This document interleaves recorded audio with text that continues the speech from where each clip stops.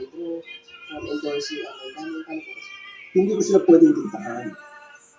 Ang masasabi ko lamang, siguro mag-isip sila kung ano ba yung effect ng kanilang endorsement doon sa nakakarami mga taong nalilin sa sugal dahil naniniwala sa kanila. Especially influencers, mabilis na maka-influensya sa kanilang mga followers.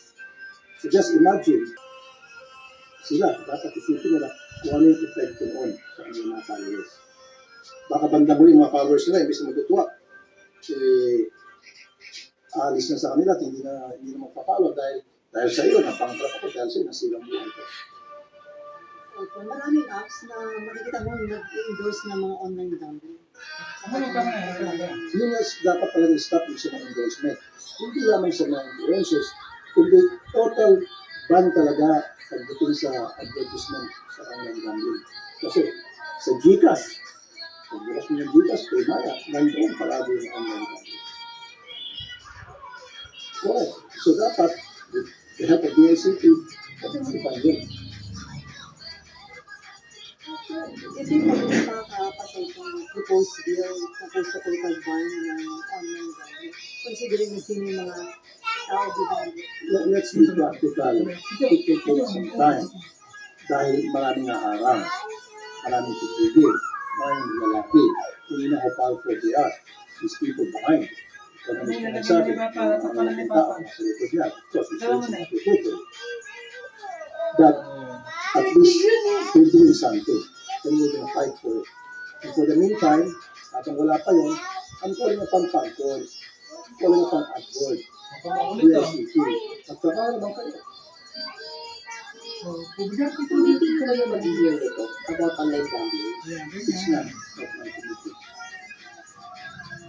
Walang franchise, walang kinalaman sa committee ko sa gambling.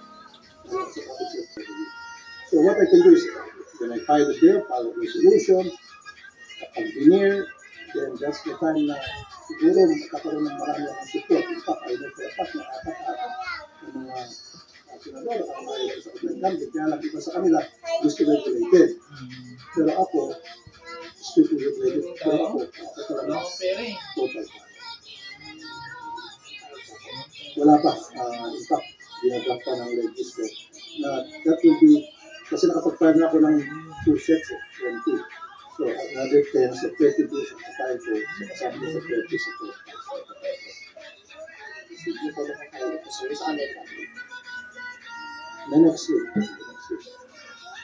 Total ba?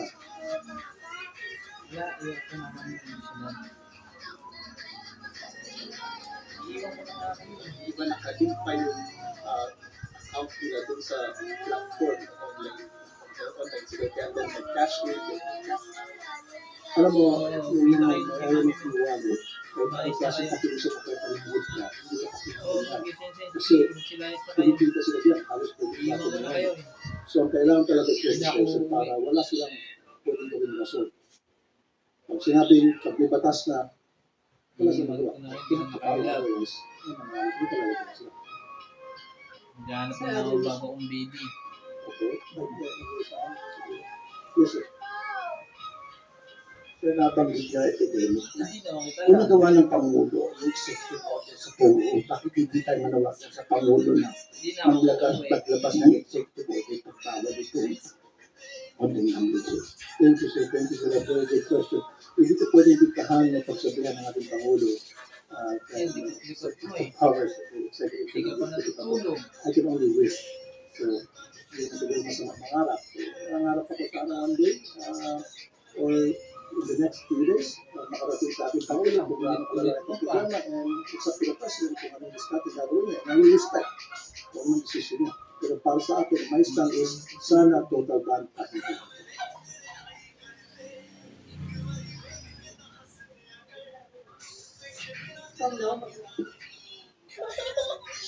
Ito, pipihis ko si Papa.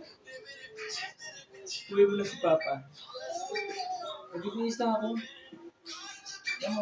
Yes, I'm for cheese. Actually, when consulted me, sabi niya, Kuya, saan na tayo? And I said, ako ay kay cheese. Na it's up to you, hindi ka pwedeng pitahan kung sino gusto mo. Sabi niya, na kung she's got sige. And then sinabi ko sa kanyang dahilan at nakita niya magandang reason. Kasi ko sa kanya, kaya sumalit ko siya. So first of all, kilala ko si Cheese. Working for 2 years. At halos parang abisip ko sa kanya sa mga natawag na priority bills. Pinipus niya talaga. In fact, even to the extent of calling my staff. Ano bang problema? Paano ba ako makatulong? And then, kuminsan siya pa mismo ang nagpapapirma para mapabilis yung proseso. Isa yun sa mga bagay na nakita ko sa kanya. That's why sabi ko, although hindi ko pa nakakatrabaho yung kabila, si Senator Soto, I don't know him, I mean as far as what ethics niya, leadership niya, because hindi ko naranasan, like the cheese na naranasan ko, and wala ko na problema, sabi na nila, if it ain't broke, don't fix it. Pero nag-effort po yung grupo ni Senator Soto na ligawan din. Well, may mga nagparating, but it was too late. Kaya ako naman, hindi ako pwede usul, talagang nakapag-decide na ako, nandun na yun. Wala na makakapagpabago sa decision ni Sir hanggang July 7. I don't think so.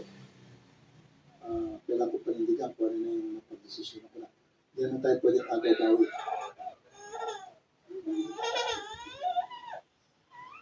As far as I know, kasi I'm doing okay naman sa committee ko as chairman ng public services. I'm doing my rounds to make sure na safe yung mga pasahero natin sa bus, sa barko, sa aeroplano.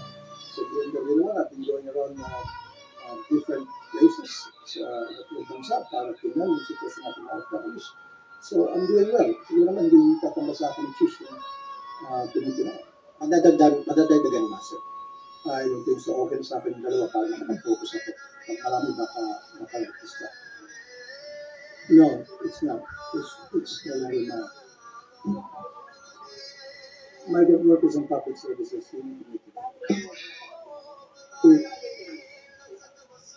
Wala akong tundok. Since when I told him na I'm with you, I didn't ask for anything in exchange. That I don't know. You can ask the chief directly, Senator Chief directly. I can't do that. All I know is yung committee nila. Leadership style na SPP. So, pagtuloy rin kayo sa pag-handle ng safety charges. So far, okay na para sa akin. And what's important to me is matutuloy yung impeachment. And gusto ko matuloy yung impeachment para bigyan natin pagkakataon si BP Sara na maisabi niya yung kanyang sabi. Mas maganda di ba ma-clear yung name niya sa pamagitan ng pag-deliberate niya sa impeachment at mapapatunayan na inosente siya as opposed to yung mapapasura before na magkaroon ng hearing sa impeachment. So, against din kayo na ma-dismiss agad yung impeachment case na walang trial? No. Gusto ko dapat, You vote against it? gusto ko magkaroon ng trial. Ito siya, so, let her prove it, inosente siya. Mas maganda yung ma-prove yung inosente siya kung dito ng trial. And then, makita ng mga senador na talagang inosente siya, kulang sa ebidensya. Diba mas maganda yun? Sir, isa kasi sa mga inaasahang move ng defense pag reconvene ng impeachment court is really to move for dismissal. So what can we expect from you since makamauwi sa botohan, sir, ng Senator Judges? Para sa akin, ayaw ko ma-dismiss. Gusto ko talaga magkaroon ng trial para ma-prove niya sa kanyang sarili yung kanyang sinasabing innocent siya. Give her a chance, give her the day in court. Kasi kung ma-dismiss ka, so paano yung mga allegations against her? Maraming mga allegations, di ba? So, paano mapuprove yun? Paano masasabi sa taong bayan na innocent siya? Na lahat yan ay puro kataisip lamang. Kung hindi tayo magkaroon ng trial. Because doon sa trial, doon yung mapuprove ng kanyang innocence. At doon yung mapuprove kung siya guilty. Senator Bato de la Rosa, ang sabi niya, pag nag-open yung 20th Congress, una niyang itatanong kung may jurisdiction ba yung 20th Congress. Dapat ang establish mo na. Sa tingin niyo, hindi na kailangan dahil na-acquire niyo na yung jurisdiction. Meron na jurisdiction. Di na dapat pinag-usapan niya. Magkakaroon talaga ng hearing sa impeachment. It's just a matter of, siguro, may mag-hearing, mag-dismiss siya, o basura. Now, I'm not sure. Ang gusto ko magkaroon ng para ma-prove, again, for the nth time, ma-prove ni VP Sara na siya innocent, like what she did say. juries ng kampo na sendo sa mas malaki yung sendo sa komunito ng kaya sa resulta ng kaya versus matidiscuss ang kaya. So wala sa pagkakataon ng Church mo kasi, di mo kasi church niya eh. sa yung mga aligasyon ito lang wala. Do we know how you are preparing for the impeachment, sir? Are you getting or hiring extra legal minds to advise you? I've been talking to my ladies every now and then. In fact, I've been also consulting to some lawyers. In fact, meron pa akong konsulta, I'm not gonna tell you their names, mga former justices, Sindi ng Bayan, the former justice ng Supreme Court, mga kausap ko. So I've been talking to some people and asking for their inputs. Because first time ko, this is my first time na maka-attend na maging Senate judge is an impeachment hearing. So dapat I should be prepared. Hindi ako pupunta din ng blanco. Dapat meron ako sapat na kalaman so that I can make intelligent decisions at the end of it.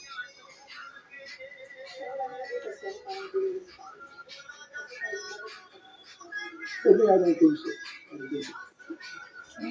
Pasok, lakas na tayo doon, lampas na tayo doon sa delay tactics na tinatawag. Doon na lang tayo pag-uusapan natin yung sa impeachment trial. Kasi para sa akin, gusto ko tayo magkalimatan. Okay? Sir, ano lang, expectation sa solo ng Pangulo since more than 1 week na lang. What you want to hear?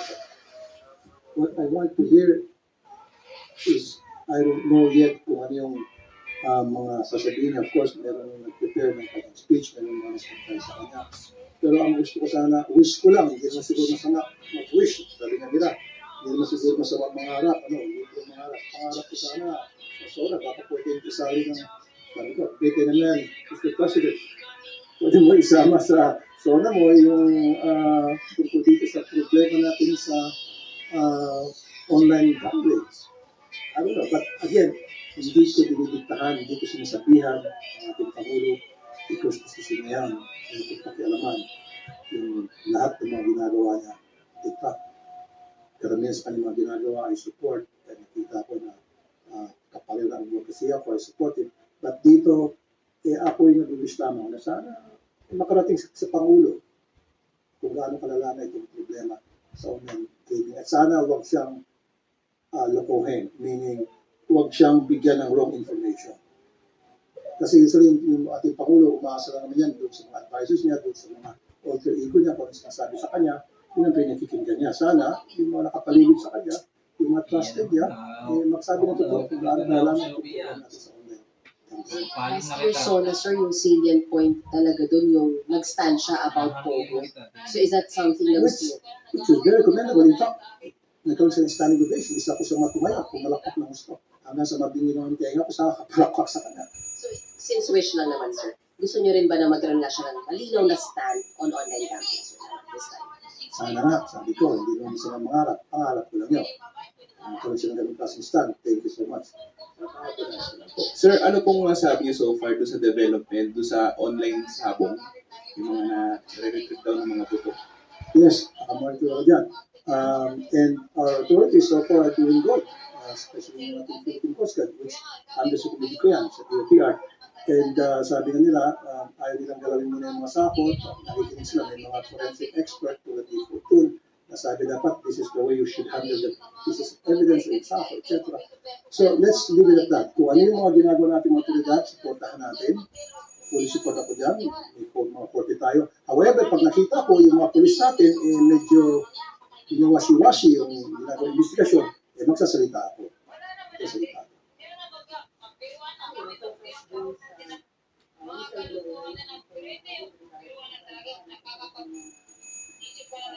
That's a good development, as a matter of fact.